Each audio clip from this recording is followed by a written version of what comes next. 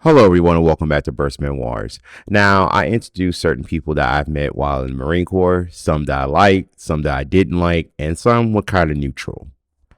Now I'm going to talk about each person individually in their own videos on certain things that happened that I feel like people would want to hear.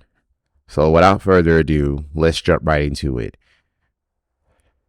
The first person I want to talk about, his name was Maurice Thomas. I'm not going to bother censoring his name because I can't find the nigga anywhere, because I haven't seen him since 2009, I believe, 2008, 2009. I don't know, but I met him back in 2008, right after I came out from the rifle range. He was a, energetic kind of guy. He was very, fit. He was always dancing, singing, whatever, with his other friend, Campbell. Now, I try to talk about Campbell, but, Campbell was like a, not closed off, but I would say like he was a more chill kind of person. Like, I have not seen him I haven't seen him, to be honest. I haven't seen him since 2010. I believe. No. 2009. I have not seen him since 2009, I believe. And I have not seen him since. But back to Thomas, Maurice or whatever. We would hang together, and he would tell me all about his adventures or, sexcapades with women and whatnot. And he actually met a woman up here in North Carolina. And I believe her name was Del Rey, I believe. And she had a child and whatnot. And she lived like right outside the base. So there was a day when I took him to go see her when his car was like in the shop or whatever. But he really liked that girl up to a point, and he just broke up with her without even telling me. And I asked him about it one time, but he never, talked about it like that. He only say, oh, we just parted ways. Which I understood, and I wasn't going to pry. Anyway, that's not what you want to hear.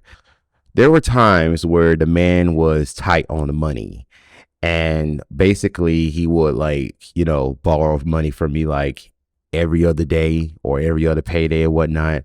And to be honest, he never paid me back. Let me think. Did he actually pay me back? No, I don't think he actually did pay me back. But anyway, it just went from, he wasn't just borrowing money from me.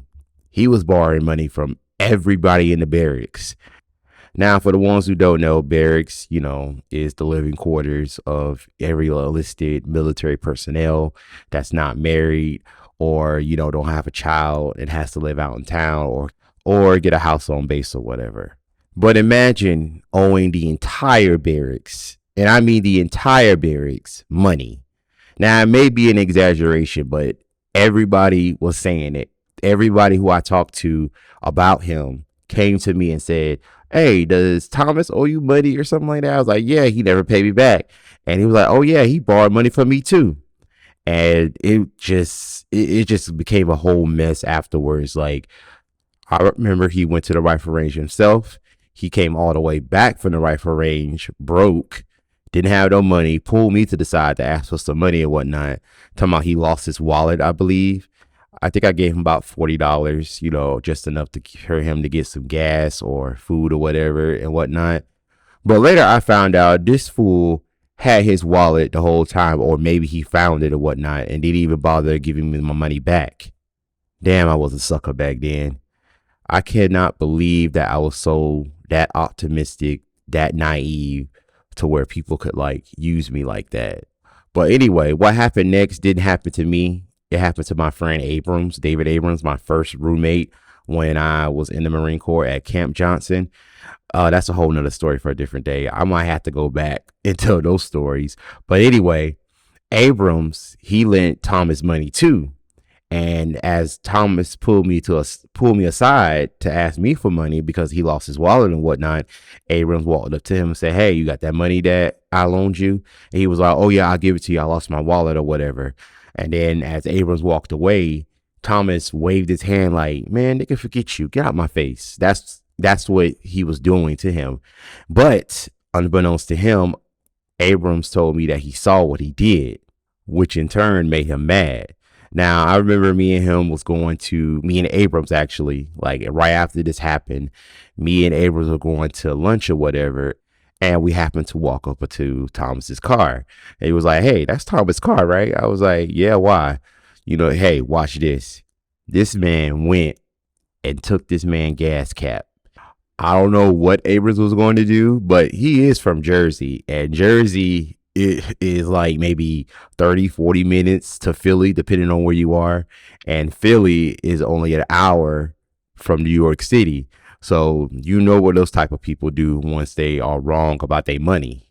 Then once we told everybody else of what he did, everybody came out in the woodwork say like, "Oh yeah, he owe me money too. He owes everybody money. Like everybody in the barracks, in the barracks that I knew, he owes them money." And I don't think to this day he ever paid them back.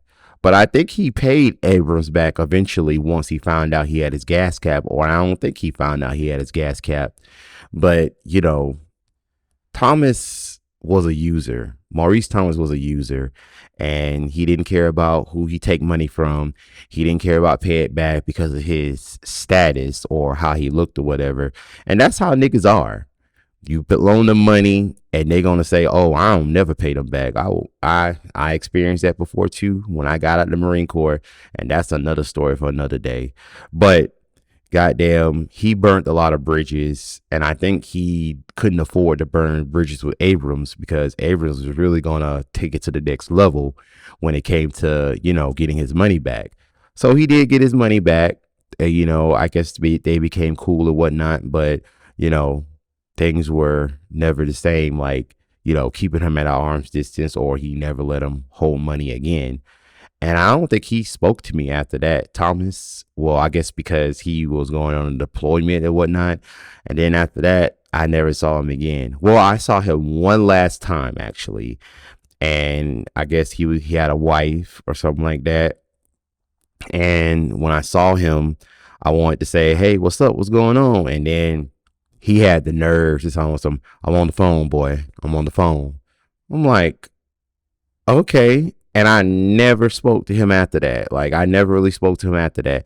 I don't even know where he is right now. I tried looking him up on Facebook, Twitter, Instagram, what have you. Can't find the dude. But I think last I heard, I think he changed duty stations and went to Hawaii with his wife or whatever. But I don't think that marriage would have lasted that long because of how he is. Maybe she found out that he owed everybody in the barracks money. We don't know. But Thomas, Maurice Thomas, if you ever get this video or if you ever damn see it, you owe me about $50. $50 in interest. So I guess that's like, $6,000-$7,000, give or take. Add interest to that shit. Yeah, that sounds about right. So once this video gets to you, run me my damn coins. Hell, who knows? The nigga probably owe child support.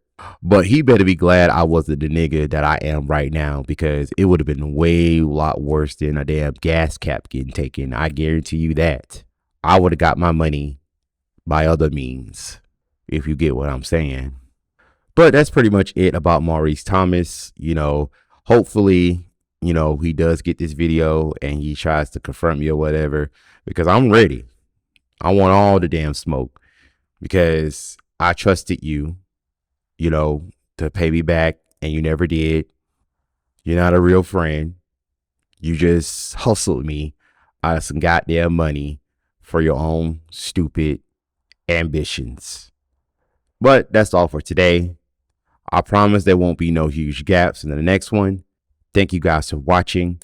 Don't forget to like, subscribe, and share, and I'll catch you all next time.